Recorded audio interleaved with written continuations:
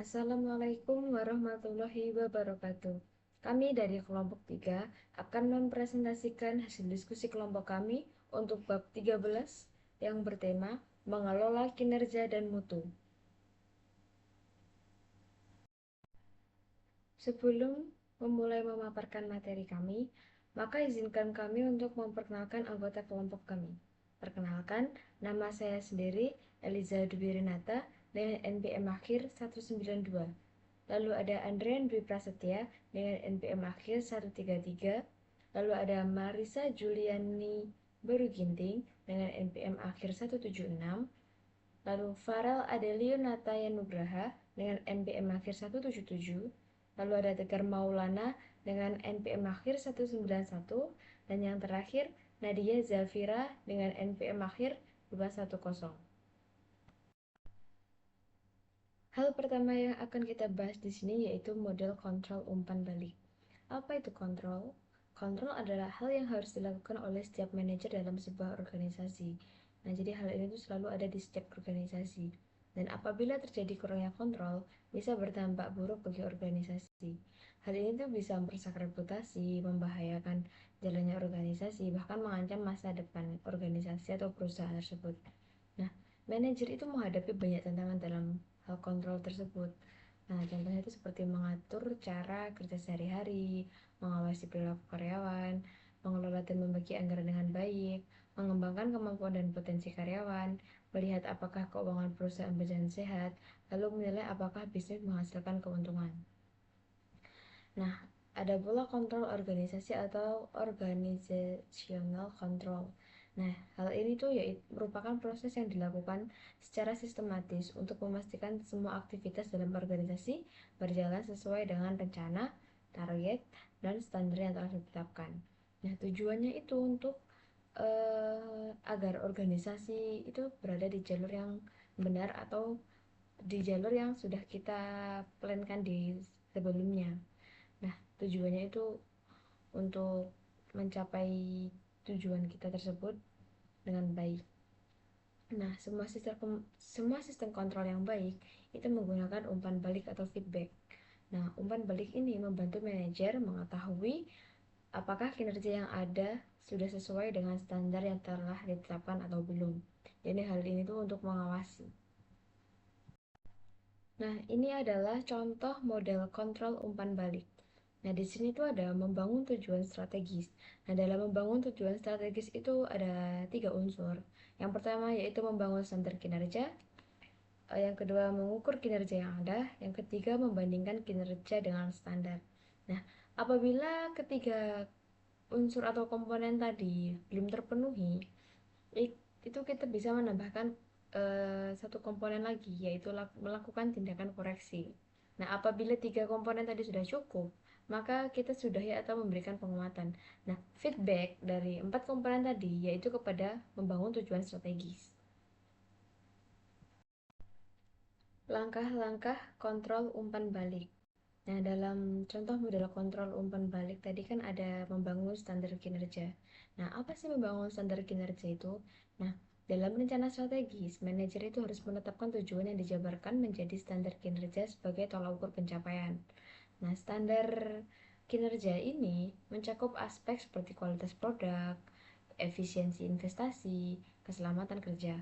Nah, manajer itu perlu menetapkan indikator yang tepat dalam metode pengukurannya. Nah, ini tercantum dalam membangun standar kinerja. Lalu yang kedua tadi ada mengukur kinerja yang ada. Nah, di sini tuh manajer secara rutin harus meninjau data kinerja kuantitatif untuk memastikan pencapaian target. Seperti contohnya itu penjualan. Nah, dalam pengamatan langsung di lapangan juga penting untuk memahami proses kerja. Nah, itu bisa dilakukan juga. Nah, partisipasi karyawan dan kepuasan pelanggan. Gabungan data dan interaksi langsung membantu pengambilan keputusan lebih akurat. Jadi di sini tuh eh, kolaborasi dengan karyawan, manajer itu juga sangat penting. Lalu yang ketiga itu ada membandingkan kinerja dengan standar. Nah, langkah ketiga ini tuh eh, membandingkan kinerja aktual dengan standar yang telah ditetapkan. Nah, manajer meninjau laporan atau observasi langsung lalu menganalisis selisihnya. Fokus diberikan pada perbedaan signifikan dan jika kinerja tidak sesuai, manajer menyelidiki penyebab utamanya atau untuk tindakan perbaikan. Nah, jika ini tiga komponen tersebut sudah cukup, maka komponen yang terakhir ini tidak diperlukan. Tapi pengertian dari komponen yang keempat apabila tiga komponen tadi tidak cukup, yaitu melakukan tindakan korektif. Nah, hal ini tuh dilakukan jika ditemukan penyimpangan dari standar manajer yang harus mengambil tindakan korektif. Nah, dalam pendekatan tradisional, tindakan ini tuh dilakukan secara top down oleh manajer. Nah, sementara dalam pendekatan partisipatif, solusi dicari bersama karyawan untuk hasil yang lebih efektif. Jadi di sini kita juga bisa berdiskusi dengan karyawan. Nah, ini adalah pengertian dari 4 komponen untuk mencapai atau membangun tujuan strategis. Aplikasi untuk anggaran. Nah, di sini tuh ada 4 anggaran. Yang pertama itu ada anggaran biaya atau expense budget. Yang kedua ada anggaran pendapatan atau revenue budget. Yang ketiga ada anggaran kas atau kas budget. Yang terakhir yaitu anggaran modal atau capital budget, anggaran modal. Nah, eh, apa sih anggaran biaya atau expense budget itu? Nah, anggaran biaya atau expense budget itu membandingkan antara pengeluaran yang direncanakan dan yang sebenarnya. Nah, jika pengeluaran melebihi atau kurang dari anggaran, itu manajer perlu menyelidiki penyebabnya. Kenapa kok ada selisih atau ada kelebihan? Nah, selisih ini tuh bisa menunjukkan efisiensi atau masalah yang terjadi untuk mencari atau mencapai target lain. Nah, anggaran membantu mendeteksi masalah tapi tidak cukup tanpa analisis lebih lanjut. Jadi kita perlu memerlukan analisis lebih lanjut. Lalu yang kedua ada anggaran pendapatan atau revenue budget. Nah, anggaran pendapatan ini tuh membandingkan antara pendapatan yang direncanakan dan yang sebenarnya. Nah, jika pendapatan lebih rendah dari target, manajer perlu menyelidiki penyebabnya. Nah, jika pendapatan melebihi target, manajer harus memastikan organisasi siap memenuhi permintaan yang meningkat. Jadi ada kenaikan atau peningkatan. Nah, selisih ini tuh membantu manajer menyusun rencana tindakan yang tepat. Lalu yang ketiga itu ada anggaran kas atau kas budget. Nah, anggaran ini tuh mencatat arus masuk dan keluar uang secara harian atau mingguan untuk memastikan organisasi punya cukup dana untuk membayar kewajibannya. Jika kas berlebih bisa diinvestasikan untuk menghasilkan bunga. Nah, jika kas kurang, seperti saat gaji jatuh tempo melebihi kas yang tersedia, nah, maka yang harus kita lakukan yaitu mencari pinjaman. Lalu yang terakhir itu ada anggaran modal atau capital budget. Nah, apa sih anggaran modal tuh? Nah, anggaran modal itu digunakan untuk merencanakan investasi besar seperti bangunan, peralatan yang bertujuan untuk meningkatkan keuntungan jangka panjang. Nah, hal ini tuh penting untuk memastikan bahwa dana yang diinvestasikan memberi hasil yang sesuai. Nah, manajer juga mengevaluasi apakah proyek tetap layak dan sejalan dengan strategi perusahaan. Penganggaran juga merupakan bagian penting dari perencanaan. Nah, secara tradisional, organisasi itu menggunakan top-down budgeting, di mana anggaran ditentukan oleh manajemen lalu diturunkan ke bawah. Nah, namun banyak organisasi kini tuh beralih ke bottom-up budgeting. Nah, ini tuh memungkinkan manajer di tingkat bawah untuk mengusulkan kebutuhan anggaran mereka agar lebih realistis dan partisipatif. Perkenalkan, nama saya Andran Dwi Pastia dengan NPM akhir 133. Di sini saya akan menjelaskan mengenai kontrol keuangan dan filosofi keuangan berubah-ubah. Tapi yang pertama di sini kontrol keuangan. Kontrol keuangan adalah proses sistematis untuk memantau, mengevaluasi, dan mengarahkan aspek keuangan suatu organisasi. Ini melibatkan serangkaian tindakan dari prosedur yang dirancang untuk memastikan bahwa sumber daya keuangan digunakan secara efektif, dan sesuai dengan tujuan organisasi. Lalu untuk elemen-elemen penting dalam kontrol keuangan meliputi yang pertama perancangan keuangan. Perancangan keuangan ini seperti menetapkan tujuan keuangan, membuat anggaran, dan meramalkan kondisi keuangan di masa depan. Lalu pengawasan keuangan. Ini seperti memantau kinerja keuangan aktual dibandingkan dengan rencana yang telah ditetapkan. Ini melibatkan pengumpulan data, pembuatan laporan, dan analisis varians. Lalu yang ketiga, evaluasi kinerja, yaitu menilai kesehatan keuangan organisasi, mengidentifikasi kekuatan dan kelemahan, serta menentukan area yang memerlukan perbaikan. Lalu yang terakhir, tindakan korektif, yaitu mengambil langkah-langkah untuk memperbaiki penyimpangan dari rencana keuangan, mengatasi masalah keuangan, dan meningkatkan kinerja keuangan di masa depan. Lalu untuk alat utama yang digunakan dalam kontrol keuangan, yang pertama adalah laporan keuangan. Itu dokumen yang memberikan informasi tentang posisi keuangan dan kinerja keuangan organisasi. Yaitu ini meliputi neraca keuangan dan laporan laba rugi. Lalu yang kedua, anggaran. Anggaran adalah rencana keuangan yang menguraikan pengeluaran dan pendapatan yang diantisipasi. Selanjutnya, filosofi kontrol yang berubah. Filosofi kontrol keuangan telah mengalami evaluasi signifikan seiring dengan perkembangan zaman dan kompleksitas bisnis. Yaitu ada dua macam pendekatan, yaitu pertama pendekatan tradisional. Yang pertama, fokus utama pada pengukuran dan pengawasan kinerja keuangan jangka pendek seperti profitabilitas, penjualan, dan efisiensi biaya. Lalu penekanan pada pengendalian internal dan kepatuhan terhadap aturan dan regulasi. Dan gaya manajemen yang cenderung top-down dan otoriter. Lalu di pendekatan modern, pandangan yang lebih luas tentang kinerja mencakup aspek non-keuangan seperti kepuasan pelanggan, kualitas produk, inovasi, dan tanggung jawab sosial. Penekanan pada penciptaan nilai jangka panjang dan keberlanjutan, gaya manajemen yang lebih partisipatif, kolaboratif, dan memberdayakan karyawan, dan menggunakan alat bantu manajemen modern seperti balance scorecard untuk mengukur kinerja secara komprehensif. Selanjutnya akan dijelaskan oleh rekan saya. Perkenalkan, nama saya Nadia Zafira dengan nomor NPM akhir 210. Di sini saya akan menjelaskan tentang manajemen kualitas total. Manajemen kualitas total atau Total Quality Management atau TQM adalah upaya organisasi untuk menanamkan kualitas ke dalam setiap aktivitas di perusahaan dengan cara melakukan perbaikan terus-menerus. Filosofi TQM ini berfokus pada kerja tim, peningkatan kepuasan pelanggan, dan penurunan biaya. Nah, organisasi-organisasi ini menetapkan TQM dengan cara mendorong manajer dan pegawai untuk melakukan kolaborasi antar fungsi dan departemen, serta kolaborasi dengan pelanggan dan pemasok untuk mengidentifikasi area yang akan diperbaiki. Nah, setiap perbaikan kualitas ini adalah satu langkah yang diambil menuju kesempurnaan dan pemenuhan tujuan tanpa adanya cacat. Baik, selanjutnya adalah teknik-teknik TQM. Penerapan manajemen kualitas total terdiri atas penggunaan beragam teknik, diantaranya 1. Siklus kualitas, yang kedua ada tolak ukur, yang ketiga Six Sigma, yang keempat pengurangan siklus waktu, dan yang kelima perbaikan terus-menerus.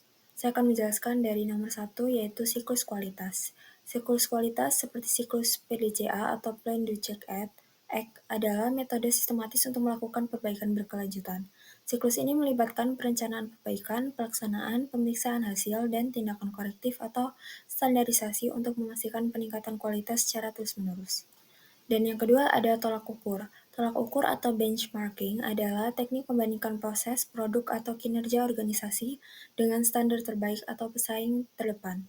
Tujuannya adalah mengidentifikasi celah dan mengadopsi praktik terbaik untuk meningkatkan kualitas dan efisiensi organisasi.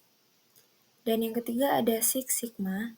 Six Sigma ini adalah metode pengendalian kualitas yang berfokus pada pengurangan variasi dan peningkatan kualitas produk atau layanan dengan menggunakan data dan analisis statistik. Dengan menggunakan metode ini, organisasi ini dapat mencapai tingkat kualitas yang sangat tinggi dengan meminimalkan kesalahan dan meningkatkan konsistensi produk. Yang keempat ada pengurangan siklus waktu. Siklus waktu atau cycle time adalah langkah-langkah yang diambil oleh perusahaan untuk menyelesaikan suatu proses, seperti membuat reservasi pengembangan, memproses permintaan lewat internet, dan membuka dana pensiun. Dan yang terakhir adalah perbaikan terus-menerus. Perbaikan terus-menerus atau Kaizen adalah prinsip inti TQM yang menekankan bahwa peningkatan kualitas harus dilakukan secara konsisten dan berkelanjutan. Semua karyawan dilibatkan untuk mengidentifikasi masalah dan mencari solusi guna meningkatkan proses dan produk secara berkelanjutan. Yang selanjutnya ada faktor-faktor kesuksesan TQM. Yang pertama ada faktor positif, yaitu ada keterampilan memecahkan masalah ditingkatkan untuk semua pegawai. Nah, setiap pegawai ini dilatih dan diberdayakan untuk mengenali, menganalisis, dan menyelesaikan masalah yang muncul dalam pekerjaan sehari-hari. Dengan keterampilan ini, pegawai ini nggak hanya menunggu instruksi, tetapi aktif mencari solusi sehingga proses kerja menjadi lebih efisien dan kualitas produk atau jasa meningkat. Yang kedua ada partisipasi dan kerja tim digunakan untuk menghadang permasalahan yang signifikan. Nah, TKM ini mendorong kolaborasi antar pegawai melalui kerjasama tim. Nah, dengan bekerja sama ini, ide dan solusi yang dihasilkan lebih beragam dan efektif. Yang ketiga ada perbaikan terus-menerus adalah cara hidup. Maksudnya adalah budaya organisasi ini menjadikan perbaikan kualitas sebagai kegiatan rutin dan berkelanjutan, bukan hanya proyek sesaat. Yang keempat ada tugas-tugas yang ada menuntut pegawai yang berketerampilan tinggi. TKM ini menuntut pegawai untuk memiliki kemampuan dan pengetahuan yang memadai agar dapat menjalankan tugas dengan standar kualitas yang tinggi. Dan yang terakhir ada TKM berguna untuk memperkaya pekerjaan dan memotivasi pegawai. Maksudnya ini adalah dengan keterlibatan dalam perbaikan kualitas dan pengambilan keputusan, pekerjaan menjadi lebih bermakna dan menantang. Pegawai ini merasa dihargai dan termotivasi untuk berkontribusi lebih baik sehingga produktivitas dan kepuasan kerja meningkat. Dan selain itu ada faktor negatif. Yang pertama ada ekspektasi manajemen biasanya tinggi. Manajemen seringkali mengharapkan hasil yang cepat dan signifikan dari penerapan TKM. Padahal perbaikan kualitas biasanya membutuhkan waktu yang lebih lama dan bertahap. Dan yang kedua ini ada manajer tingkat menengah merasa tidak puas jika kehilangan wewenang. Implementasi TKM ini menekankan kerja sama tim dan partisipasi yang akan sering mengurangi kontrol dan otoritas manajer menengah. Hal ini bisa menimbulkan resistensi karena mereka merasa kehilangan posisi dan pengaruh dalam sebuah organisasi. Dan yang ketiga ini ada para pekerja tidak puas dengan beberapa aspek kehidupan organisasi. Ketidakpuasan pekerja terhadap kondisi kerja, komunikasi, atau kebijakan organisasi dapat menghambat partisipasi aktif dalam TKM. Yang keempat ada pemimpin serikat pekerja tidak disertakan dalam diskusi kendali mutu. Serikat pekerja memiliki peran penting dalam mewakili kepentingan karyawan.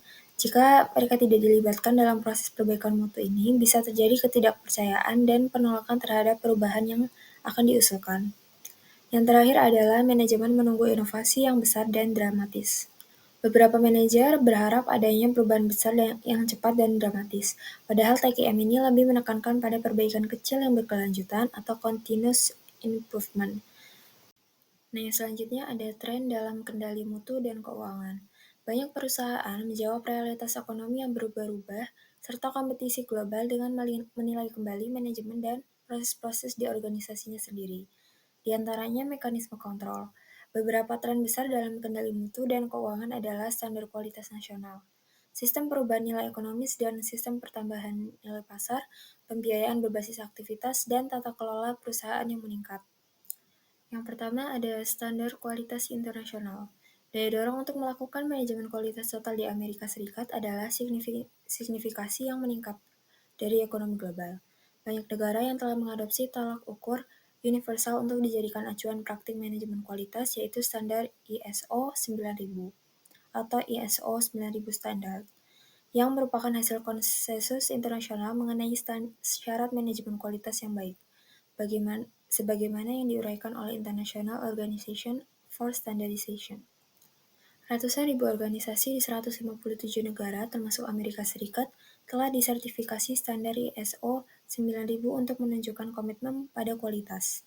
Sertifikasi ISO ini telah menjadi standar yang diakui untuk mengevaluasi dan membandingkan perusahaan-perusahaan dalam skala global dan makin banyak perusahaan Amerika Serikat merasakan keharusan untuk berpartisipasi agar tetap memiliki daya saing di pasar internasional. Baik, selanjutnya yang kedua ada sistem kontrol keuangan baru. Selain alat keuangan tradisional, manajer menggunakan sistem seperti ekonomi pertambahan nilai pasar, pembiayaan berbasis aktivitas, dan tata kelola perusahaan untuk memberikan kendali keuangan yang baik. Yang pertama ada pertambahan nilai ekonomis atau EVA. EVA merupakan sistem pengukuran kinerja keuangan yang menghitung laba bersih perusahaan setelah pajak, kemudian dikurangi biaya modal dan yang diinvestasikan pada aset perusahaan. EVA ini bertujuan untuk mengetahui apakah suatu aktivitas ini benar-benar menambah nilai bagi perusahaan. Sistem ini membantu manajer dalam mengambil keputusan yang berfokus pada penciptaan nilai tambah, seperti menjalankan bisnis secara lebih efisien, memuaskan pelanggan, dan memberikan penghargaan kepada pemegang saham. Dan yang kedua ada pertambahan nilai pasar atau MVA. MVA menambahkan dimensi lain karena MVA mengukur kalkulasi pasar saham terhadap nilai perusahaan terdahulu dan memproyeksikan proyek investasi modal. Jika nilai pasar perusahaan lebih besar daripada modal yang diinvestasikan, maka perusahaan tersebut benar-benar menciptakan nilai tambah bagi pemegang sahamnya.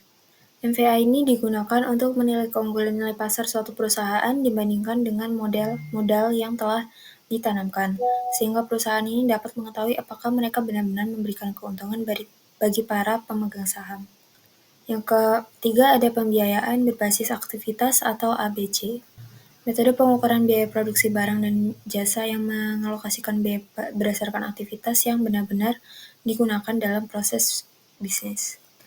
Yang berbeda dengan metode tradisional yang membagi biaya secara umum, ABC ini mengidentifikasi dan mengalokasikan biaya ke setiap aktivitas yang berkontribusi pada produksi barang atau jasa, sehingga menghasilkan informasi biaya yang lebih akurat. Dan yang terakhir ada tata kelola perusahaan. Tata kelola perusahaan adalah sistem proses yang mengatur dan mengendalikan perusahaan agar berjalan secara transparan, akuntabel, dan bertanggung jawab. Dalam lingkungan bisnis modern, tata kelola perusahaan menjadi sangat penting untuk melindungi kepentingan pemegang saham dan pemangku kepentingan lainnya, serta dapat mencegah terjadinya penyalahgunaan atau skandal keuangan.